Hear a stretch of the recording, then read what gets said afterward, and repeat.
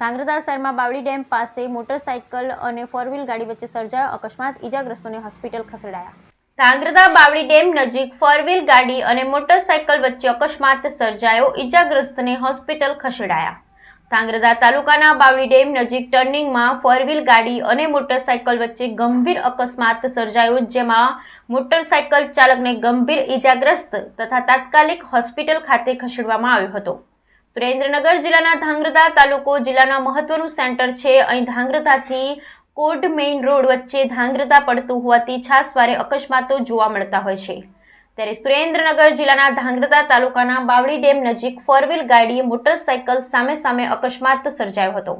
Motorcycle ચાલકને ગંભીર ઇજાઓ પહોંચતા હોસ્પિટલ ખાતે ખસેડવામાં આવ્યા હતા, જેમાં સરકારી હોસ્પિટલમાં હાજર તબીબ દ્વારા પાટા બાંધી વધુ સારવાર માટે ખાનગી હોસ્પિટલ ખાતે રિફર કરવામાં આવ્યા હતા।